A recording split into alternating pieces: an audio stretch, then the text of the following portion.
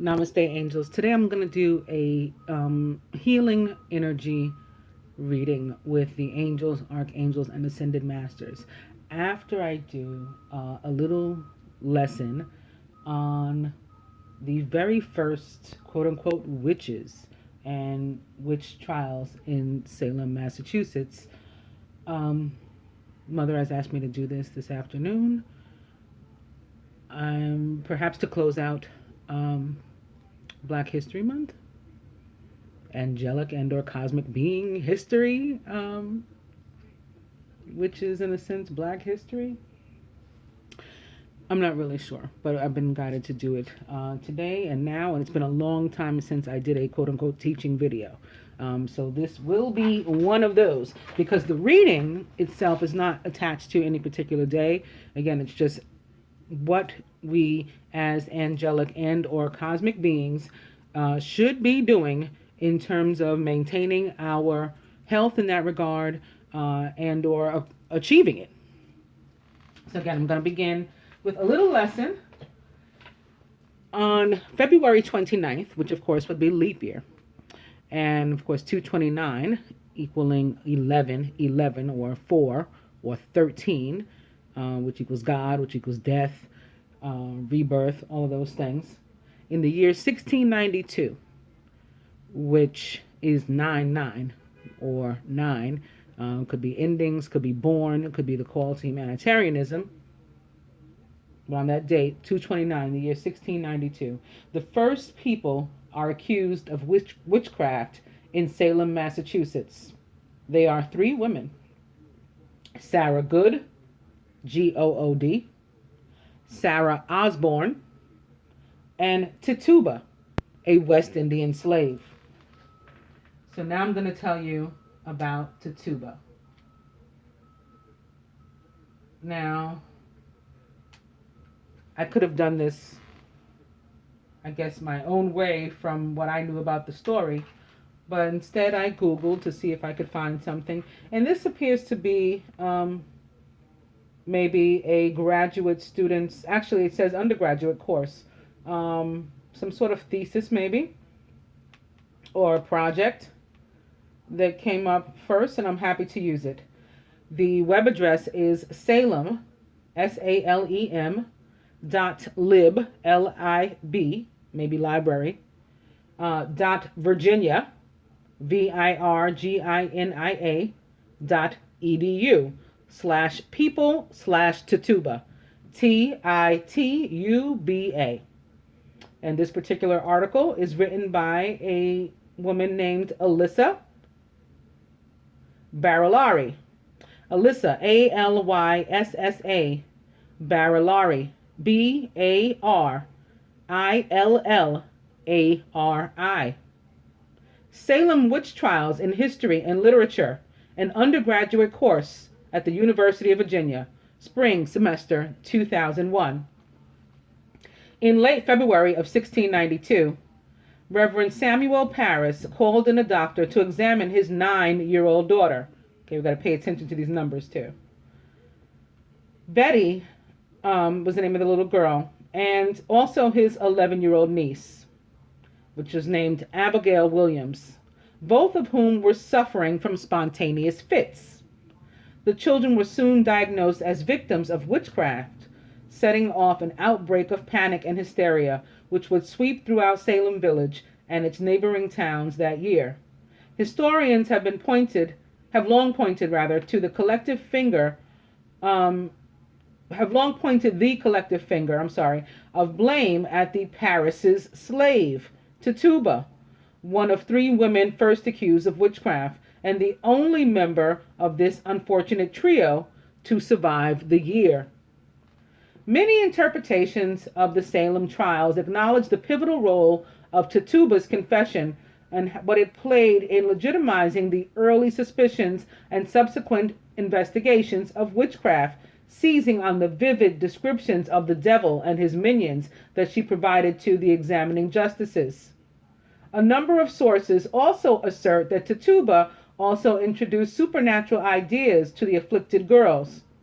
These scholars claim Reverend Parris had purchased her in Barbados, unaware of the voodoo and witchcraft practices she would eventually undertake under the roof of the Salem patronage. However, the mantle of guilt so eagerly thrust upon Tituba may not rightfully be hers, and at the very least, not hers alone. Later investigations have only raised more questions about the very little verifiable information available on her. Most of the perceptions and understandings of Tituba, today commonly accepted as fact, are actually based on local tradition and fictional literature rather than actual court documents or eyewitness accounts. Admittedly, the legend of Tituba as the Black Witch of Salem, in quotes, a posthumous appellation which immediately suggests interesting racial and class connotations, may be more mysterious and entertaining than the accurate historical extent of her influence on the Salem trials. Nevertheless, the ways in which this myth has been constructed are fascinating as well. In all of the court documents relating to the witchcraft trials, Tituba's identity is listed as that of an Indian woman, servant. For example, Warrant versus Tituba and Sarah Osborne, SWP 745. That's the name of a court document. And on that document, she is listed as an Indian woman. But as scholars have recently pointed out, somewhere in the development of the Salem lore, Tituba's racial heritage has been transformed and confused. Thus, she appears in text variously as Negro, half-breed, colored, or half-Indian, half-Negro. Now, in that regard, first of all, Native Americans are black, especially in that time. But myself being of lineage described as, what's here, I can tell you that when my mother acquired birth certificates of some of our ancestors, like her great-grandmother and things of that nature, these women that were both native and African, from Africa, brought here as slaves, were listed as mulatto girl, mulatto boy. That's it. It didn't say, so that, like black people weren't given that much value, credit, worth, that it was listed, that somebody was quote unquote Negro.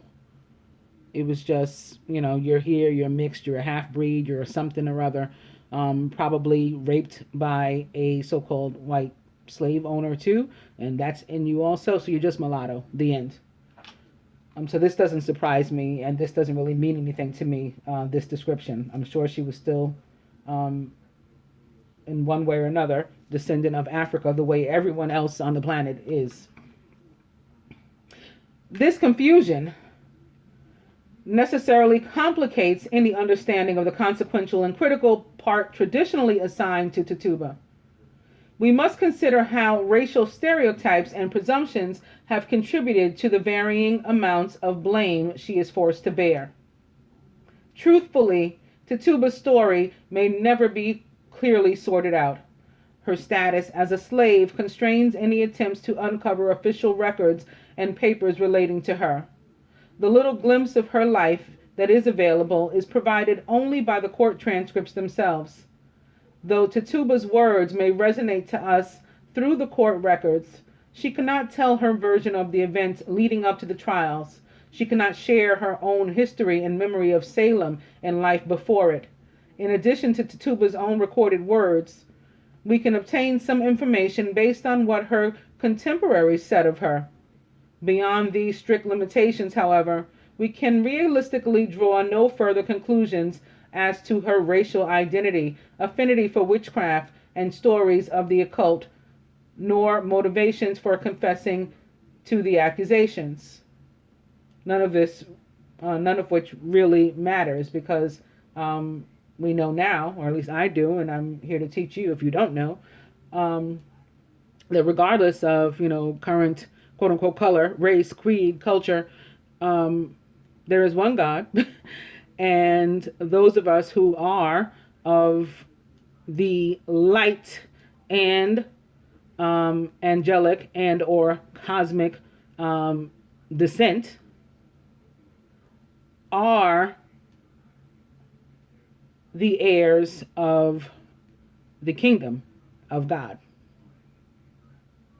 So it does not matter what color she was, what color witches are, what's meant by witches, what they got wrong. It's just a matter of us learning our history in that regard. But other than that, it's of no consequence. Again, everybody is descendant from the same motherland.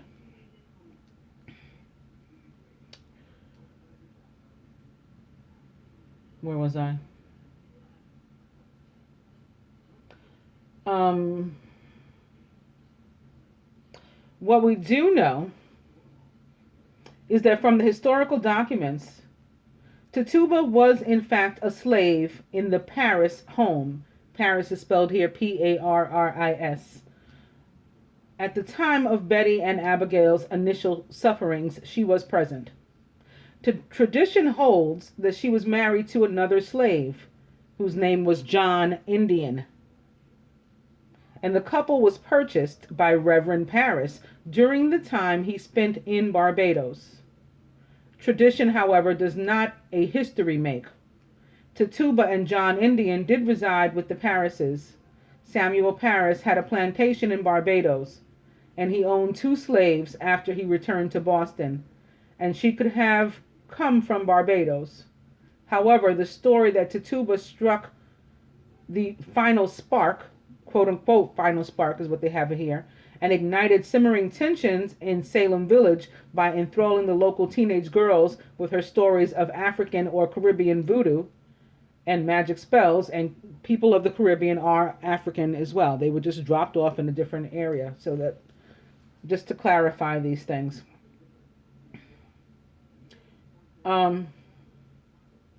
So African or Caribbean voodoo, which is the same. It's one and the same. It all comes from Africa. Magic spells must be recognized for what it is, a story. It was not her quote-unquote voodoo spells and stories, which in fact caused the girls' initial hysterics, but their practice of forbidden fortune-telling.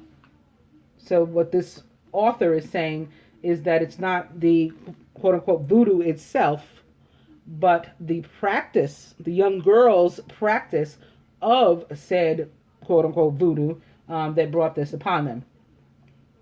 Nowhere in the court records or contemporary accounts is Tituba said to have taught the practice of fortune-telling to the girls in Reverend Paris's home. The fortune-telling technique that the girls used, as reported by one of them to Reverend John Hale, was an egg white in a glass of water. This was a commonly known device in New England at the time, and it was condemned by the Puritans as a demonic practice. According to Reverend Hale, one of the girls saw a specter in the likeness of a coffin in the glass, and she and another girl fell into fits. Tituba did not confess to teaching them of fortune-telling. She confessed to signing the devil's book, flying in the air upon a pole, seeing a cats, wolves, birds, and dogs, and pinching or choking some of the quote-unquote afflicted girls. She also said she was beaten by her owner, Reverend Paris, and was told to confess to witchcraft, which she did. And what she confessed to was all culturally European, not African or Caribbean. Tituba's confession, however, did ignite a quote-unquote spark in the court, especially when she named the other accused witches, Good and Osborne, as her accomplices. Confession is what the judges were looking for, and Tituba's quote-unquote evidence of conspiracy of witches in Salem stimulated the court and the girls to find and convict more people. And bibliography listed here, for anybody who wants to read the entire book, is that of Bernard Rosenthal and his work named Salem Story, which is copywritten in 1997. Also, Tituba's story, copywritten by New England Quarterly, Volume 71, Number 2, in 1998. And with that, now you guys know how the Salem witch trial starts. I will go into this healing energy reading, what we can do to achieve the health that we should have right now, especially going into the month, the next Jewish month, the month of Adar, which is about joy. It's all about joy and happiness. How do we achieve that? How should we be approaching that month? We're going to begin with Serapis Bey. And then I said, well, if I'm going to begin with Serapis Bey, I should tell them also who he was and what this means. So his name to me means like Seraph Moor, because Moors tend to take the title of Bey, although that's not really what it means. It doesn't mean Moor. And Serapis is attributed to Seraphim. In fact, Osiris went by Serapis in some of the ancient writings. But I brought this up too to give you a more appropriate explanation. And I didn't open the page, but I just, brought up on the Wikipedia more. So just from that preview screen, we can read, the term Moors, M-O-O-R-S, refers to the Muslim inhabitants of the Maghreb, North Africa, the Iberian Peninsula, Sicily, and Malta during the Middle Ages, who initially were Berber and Arab peoples from North Africa. Okay, so this just supports what we've been talking about. Bey is Ottoman or Turkish or Arabic or Persian, and it is a Turkish title for chieftain, traditionally applied to the leaders, in parentheses they have for men, of small tribal groups. The feminine equivalent title was Begum, B-E-G-U-M, as opposed to Bey. Now, Serapis Bey in particular is or was an Egyptian ascended master who was sort of like the quote-unquote god of ascension, actually. And I should have looked him up specifically. I did not, to give you the proper title, but you guys can. All right, so we're going to begin with him.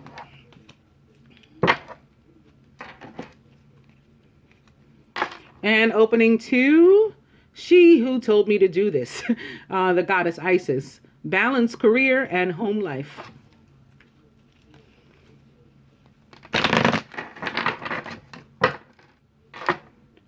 Balance career and home life.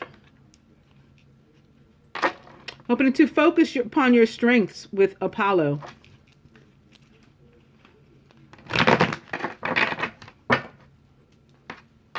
Balance career and home life. And now detach from drama with Pallas Athena. I think that's been pretty evident from our regular readings, that we're supposed to move away from these 5 of Wands people, 5 of Swords people, 7 of Swords people, and certainly learn to balance our career and home lives. That's what the 2 of Pentacles is often about. I'll go one more. This is certainly an important one. Energy healing with Merlin. So we're always guided to meditate and to clear chakras. And it seems like we need to continue to do that to stay on track. So again, this reading has no date associated with it. It's just methods of, healing modalities for angelic and or cosmic beings, and what we should be doing right now, according to the angels and the ascended masters. Teacher. So a time of teaching and learning. I'm doing what I should be doing right now, and those of you who are viewing me are doing what you should be doing right now, according to this card.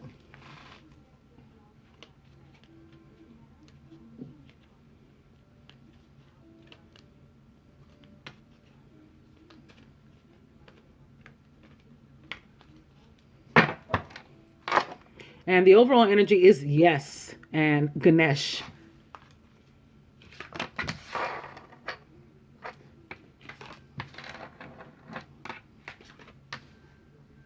I started not to break this into archetypes, but decided I should.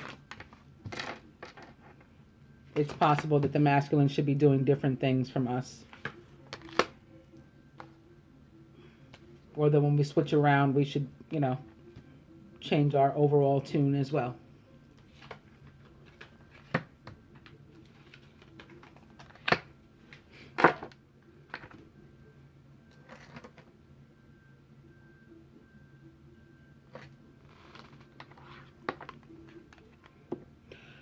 Masculine, peace offering with white buffalo calf woman. I saw this card over and over as I shuffled. And when I see this card, it tends to mean that somebody, like a celebrity or something, is going to die. And that may happen. You know, somebody that's somehow connected to all of this. You know, they're well known, that with whom we're all familiar. So those of you who've been watching me for a while know that, you know, I saw Ali's death and Prince's and, you know, all of the, like, very important ones.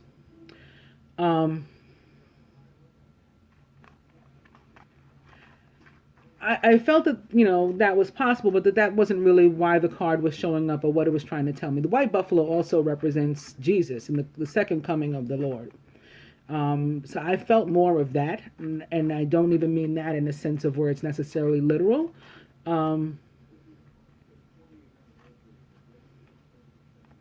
But that what is surrounding us right now, and maybe that has something to do with the joy, with the month of joy,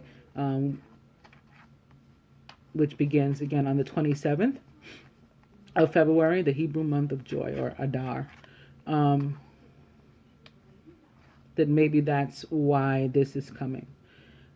For the masculine, I think we can be taken pretty literally. It's time to make a peace offering, you know, to right some wrongs, wherever that, you know, wherever and to whomever that applies from you.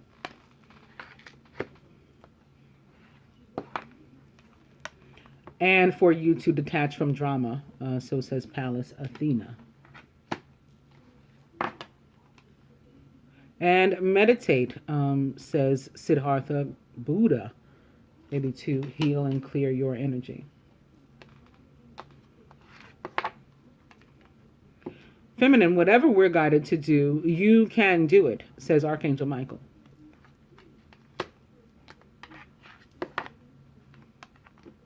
And to trust yourself when you receive messages about exactly what that is that you should be doing, that you're capable of doing, that you can do, says Archangel Michael. You are seeing this situation accurately, says Horus. And opposite the masculine's meditation, we have some of our own energy healing, says Merlin. Shared and crowning the union. Yoga, says Babaji.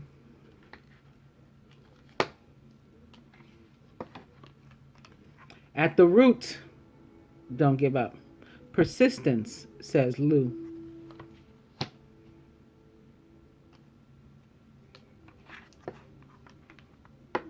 And at the heart of the matter, retreat into nature, maybe to do your meditation or energy healing, or to detach from drama, or to make a peace offering, maybe to talk to peace, talk to love, capital P, capital L, you know, Jesus, Horus, same being. Retreat into nature, says the Green Man. So I want to get further advice from Archangel Raphael, who is the Archangel of Healing. Dear Archangel Raphael, thank you for helping me relax and sleep deeply, for I know that you are guiding, healing, and protecting me while I rest. I'm beginning with good night's sleep, of course. And opening to another yes. So Archangel Raphael says yes. Ganesh says yes. Also, I have my hydration card here, the one that I rolled over with my chair, because I never did fix it. So, and hydration sort of applies always to all of us. Dear Archangel Raphael, please help me trust my feelings as the accurate barometer of truth. So again, yes, you are seeing this situation accurately. Trust yourself. Yes, you can do it. Yes, it's time to make a peace offering. Yes, it's time to detach from drama. Yes, you need to retreat into nature so that you can get back to yourself. Yes, you need to clear your energy. Yes, you can keep going. You need to persevere. Persistence is needed here. Yes.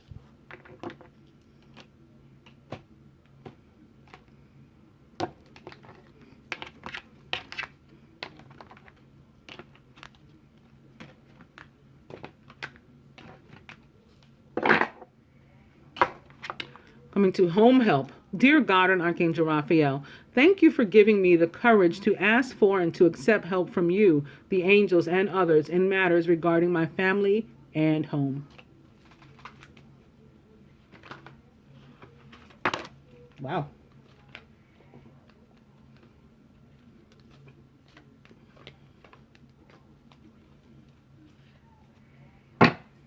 And the overall energy here is laughter is the best medicine. Dear Archangel Raphael, thank you for reminding me to detach and find the humor and irony within every human drama.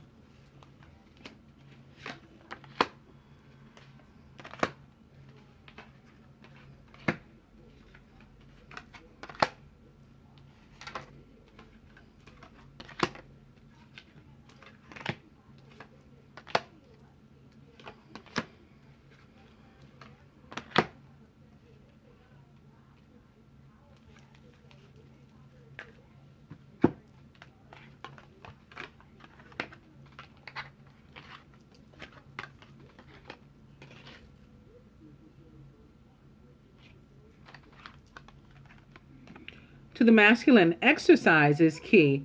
Dear Archangel Raphael, thank you for motivating me and guiding me to an exercise program that fits my schedule, interests, and budget. So this again can be taken literally, sort of like what I said about the card that's underneath it, peace offering, but also we can exercise, new options and new behaviors in order to, make a peace offering.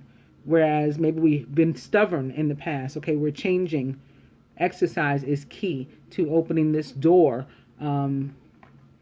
back to forgiveness and reunion and reconciliation and all those things.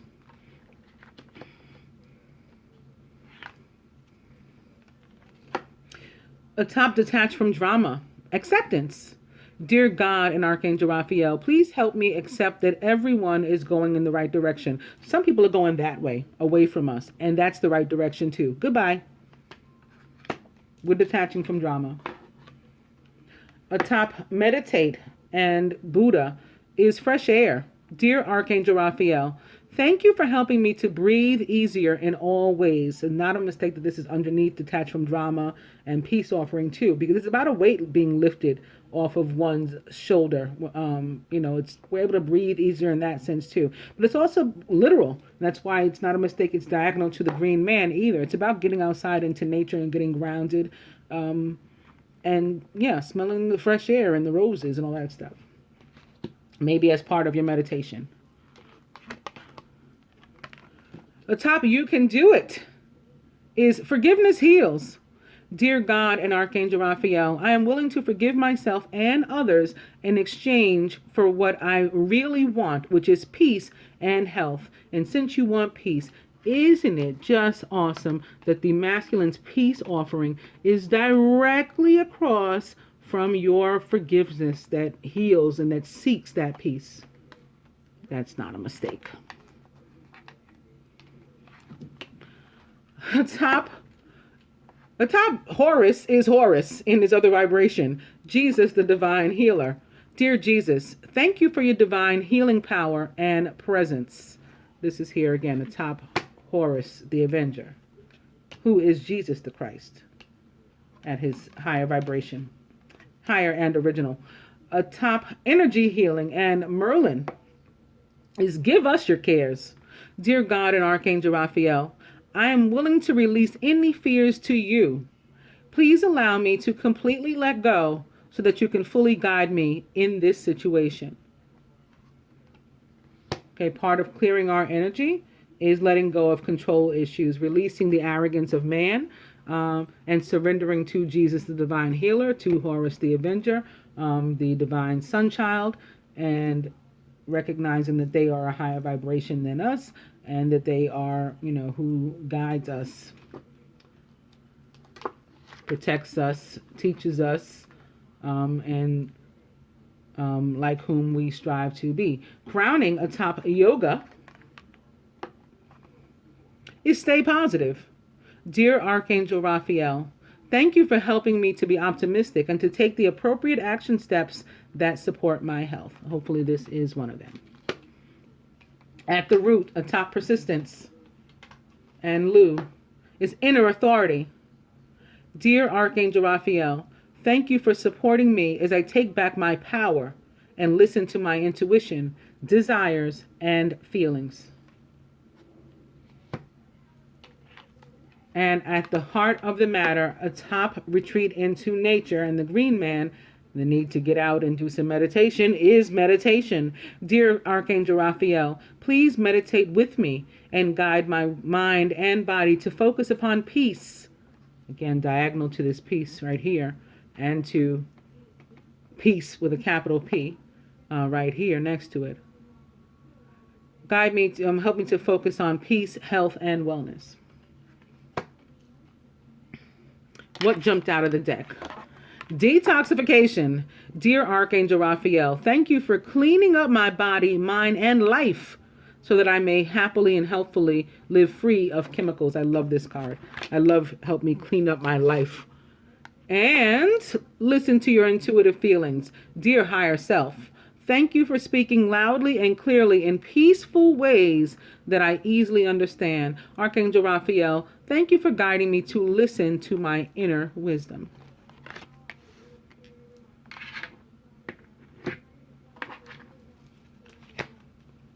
And lastly, why was I called to do this reading? Why are we all called to do any of what we're being called to do right now?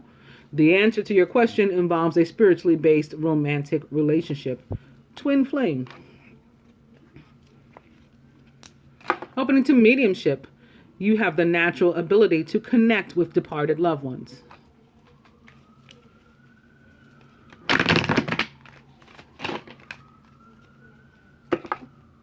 Twin flame is back.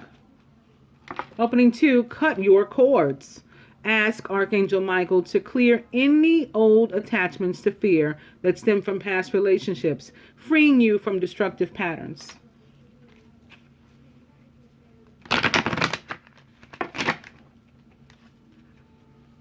Twin flame is back. Opening to third eye chakra. It is safe for you to see the energy of love in all of its forms, such as angels, auras, and visions.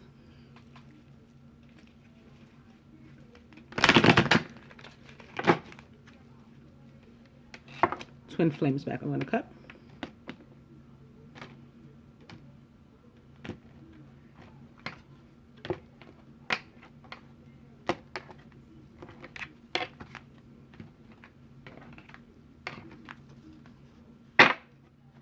It's Archangel Michael. You're working very closely with this powerful angel who's protecting and guiding you through this situation. Amen.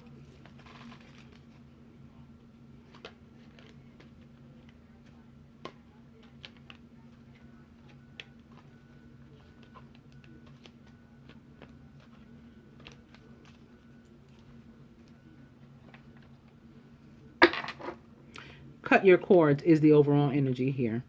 So this being something very important that we need to do, I'd say before even the new moon, which is the day preceding the new Hebrew month of Adar. But I think, yeah, even by the 26th, or maybe right now, maybe today, cut your cords.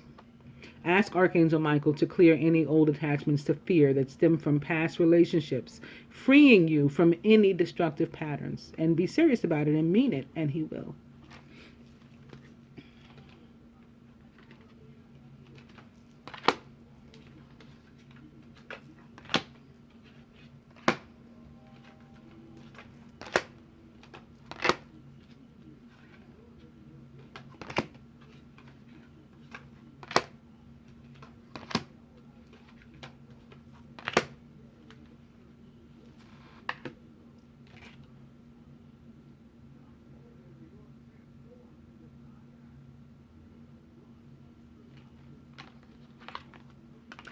To the masculine, throat chakra, the angels are helping you lovingly speak your truth.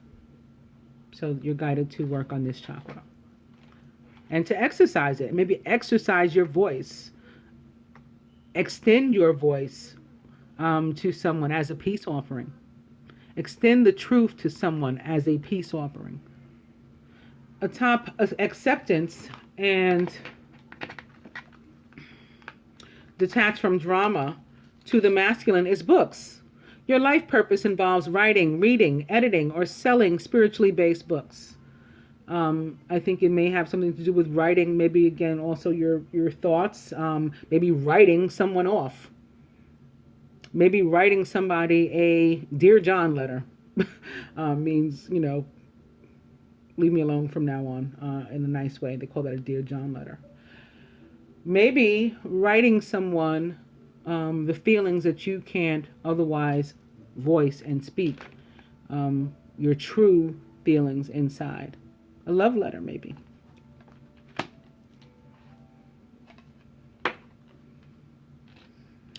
Atop fresh air and meditation is third eye chakra. It is safe for you to see the energy of love in all of its forms, such as angels, auras, and visions. So this is what you're meant to meditate on specifically. And there are certainly binaural tones that are especially for the third eye chakra that you can use in your meditation, should you so choose. Feminine. Atop forgiveness heals, and you can do it, is indigo.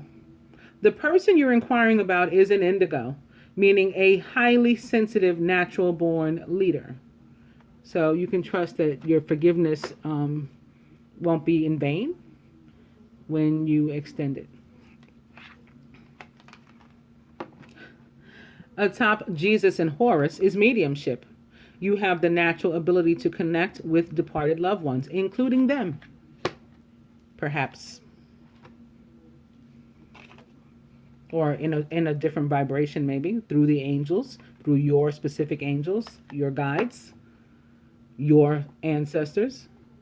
Atop Give Us Your Cares and energy healing is workshops and seminars. So this is a way that you can work on healing. You can take some classes, workshops spiritually based. Attending and giving speeches is part of your spiritual path and purpose. Be open to teaching and learning, as I spoke of a little earlier. Crowning and atop stay positive. Oh, this is beautiful. And yoga was underneath stay positive, is heart chakra. The answer that you seek is in your heart right now.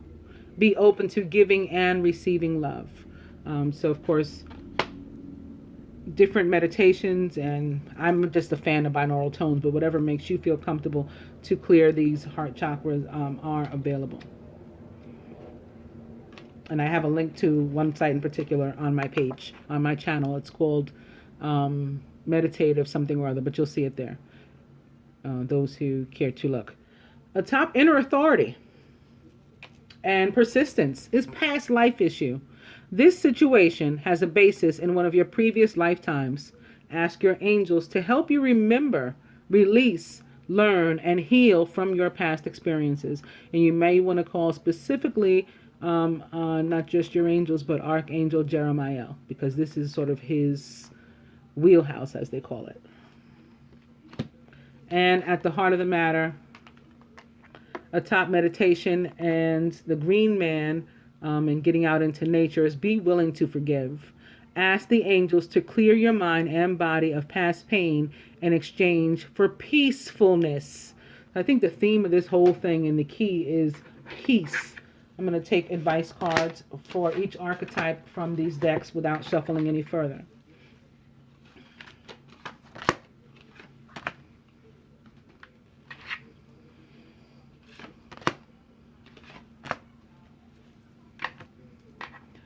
Masculine, Archangel Raphael says to you, prayer works.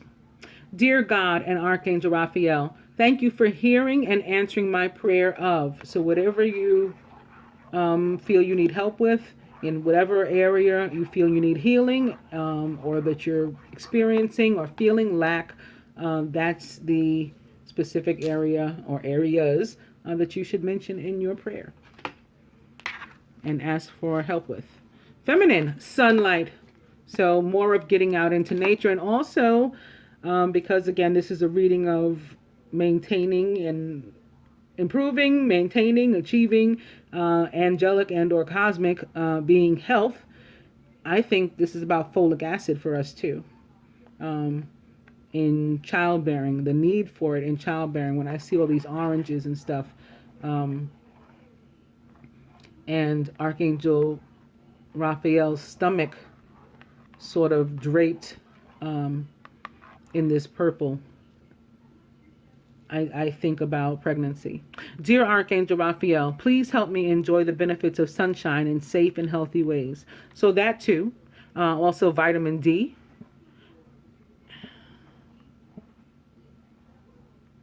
Vitamin D, folic acid.